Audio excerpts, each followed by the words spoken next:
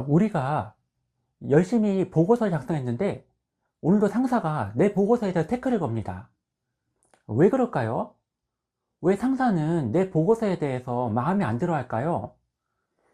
내 딴에는 보고서 문장도 멋있게 썼고 형식도 맞고 그 분량도 컴팩트하게 한 것 같은데 상사는 결론이 뭐야?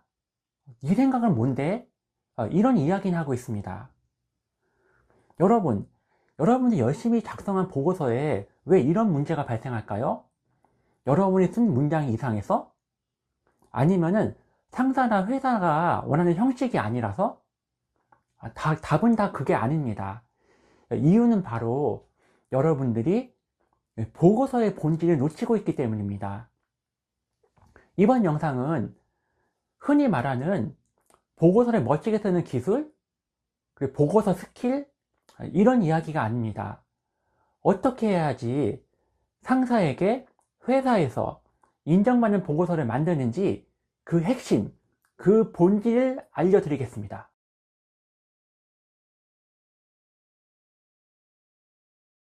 안녕하세요. 퇴근 후 10분 공부입니다. 많은 사람들이 그 보고서를 글을 잘 쓰는 것, 이렇게 착각을 합니다. 일반적으로 보고서에는 문장력, 표현력, 이런 것들이 더 중요하다고 생각을 하십니다. 그런데 우리의 보고서의 수요자인 우리가 만나는 상사는 문장력이나 자료의 섬세함을 평가하는 사람이 아닙니다. 우리의 상사는 뭘 하는 사람이라 할까요?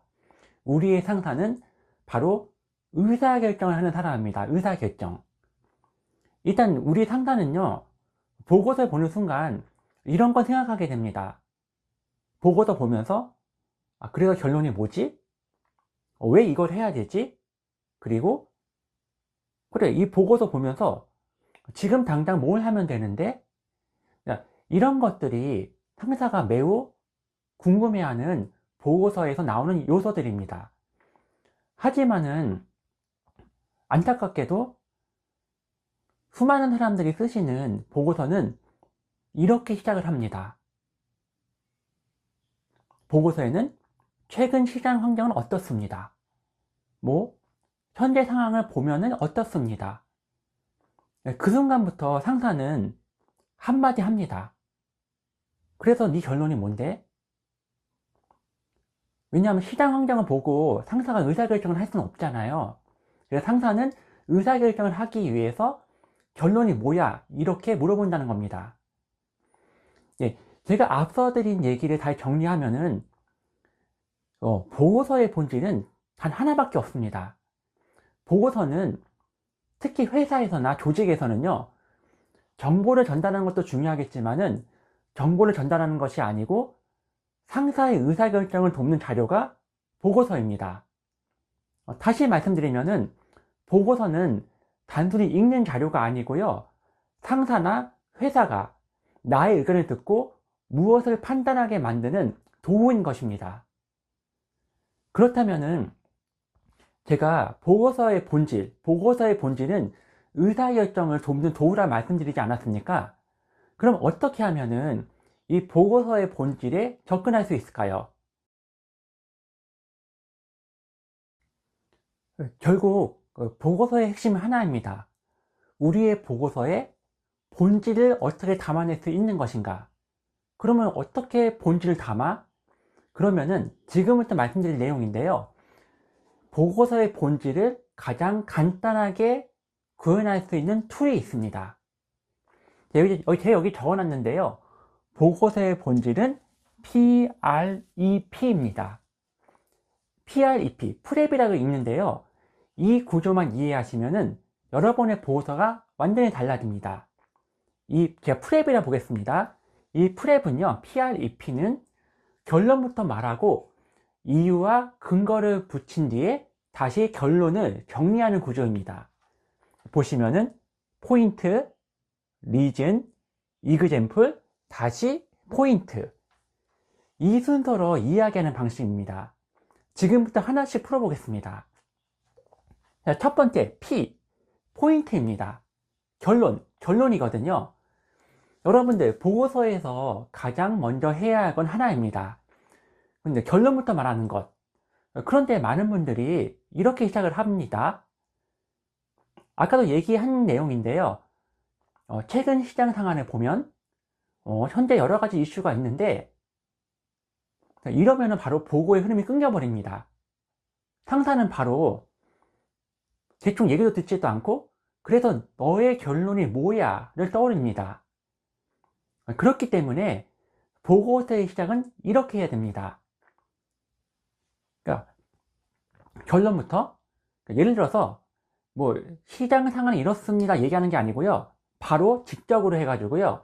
이번 주제는 이렇게 추진하는 것이 적절합니다.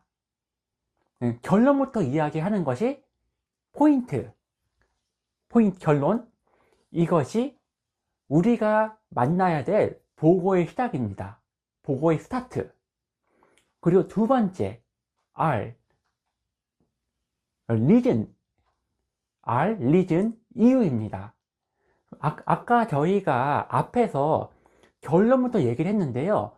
그러면은 왜 그 결론인지 설명을 해야 됩니다. 왜냐하면은 우리가 결론만 말하면은 그건 그냥 우리의 주장이잖아요. 하지만은 이렇게 reason, 이유가 붙는 순간에 이는 상사가 판단할 수 있는 근거가 되어버립니다. 예를 들어서요. 결론은 저희가 뭐 하나 냈다고 가정을 할게요. 그러면 팀장님, 이 안이 이렇게 제가 이 안을 하겠습니다 하고 말씀드렸는데 이 안이 비용 대비 효과가 가장 높기 때문입니다. 그럼 아니면은 이 안을 팀장님 이 안을 추천합니다. 왜냐하면 조사해 보니까 소비자가 가장 선호하는 선택안이기 때문입니다. 이렇게 이유가 한 줄이 들어가는 순간에 여러분의 보고서는 훨씬 설득력을 가지게 됩니다. 그럼 지금 말씀드린 게 포인트, 리즌, 그 다음에 오는 게 이그젠플입니다. 세 번째는 이그젠플인데 이거는 근거입니다. 여러분 결론, 이유를 얘기했는데 이유만으로는 부족하죠. 어떻게 보면요. 이유를 뒷받침하는 어떤 팩트가 있어야지 팀장님이 의사결정을 하는데 보다 더 효율적이 될 것입니다. 근데 보고서에 이그젠플이 있는데 보고서에 데이터, 수치, 사례 이런 것들이 들어가야지 보고서가 완성이 되게 됩니다. 예를 들어서 우리가 이유를 얘기했는데 비용 대비 효과가 좋다고 이야기를 했습니다. 그런데 이거를 데이터가 있을 때 예를 들어서 A하는 비용이 1억이지만은 효과는 3억 수준이기 때문에 이걸 해야 됩니다 하고 데이터를 집어넣는 겁니다. 아니면 또 다른 예로서요. 결론은 이유를 붙일 때 소비자 선호도가 가장 높기 때문입니다 라고 했다면요. 데이터를 또 갖다 붙이는 겁니다. 그러면 사전 조사 결과 전체 응답자의 70% 이상이 해당 안을 선택했습니다. 그래서 이 안을 해야 됩니다. 그러니까 여러분 숫자 하나, 데이터 하나가 들어가 있는 거는 이게 여러분들이 보고하는 의견이 아니고요. 근거 있는 팀장님의 의사결정을 돕는 바로 그 근거가 되어버립니다. 마지막은 다시 포인트, 다시 결론으로 돌아옵니다. 정리라 그럴 수 있는데요. 그러니까 우리가 보고서 할 때 맨 처음에 결론을 얘기했잖아요. 그럼 맨 마지막에 앞에서 우리가 말씀드린 그 결론 내용을 다시 한번 마지막에 정리해주는 단계입니다. 우리가 결론, 그리고 이유, 이그젠플 이렇게 얘기했는데 팀장님한테 다시 한번 결론을 얘기하면서 팀장님 앞에서 얘기한 거와 같이 이 안으로 추진하고자 합니다. 이렇게 다시 한번 결론을 정리하는 겁니다. 그러면 우리 상사 같은 경우에는 우리가 뭘 얘기하고자, 우리가 뭘 주장하는 이 내용을 바로 다시 한번 이해하고 여기에 대해서 의사결정을 하거나 아니면 판단을 검토하게 됩니다. 여러분 지금까지 공부하신 내용을 다시 한번 정리해 볼까 합니다. 자, 여러분, 그 의사결정이 바로 보고서에 의사결정을 돕는 도구가 보고서다. 이것이 보고의 본질이고, 그리고 이 보고의 본질을 정확하게 접근하기 위해서는 이런 프렙, PREP가 필요하다. 그럼 PREP가 뭐야 하면은, P는 포인트, 결론, R, 리즌, 이유, E, 근거, 이그젬플 이렇게 있고요. 마지막으로 다시 포인트 돌아간다. 결론. 그래서 앞에 그 영어 문자만 따가지고 PREP라고 얘기를 합니다. 그럼 다시 말씀드리면요. 보고서의 본질은 일단 첫 번째 결론부터 얘기하고 두 번째 이유를 붙인 다음에 세 번째 근거로 설득한 다음에 다시 한번 마지막으로 결론을 정리한다.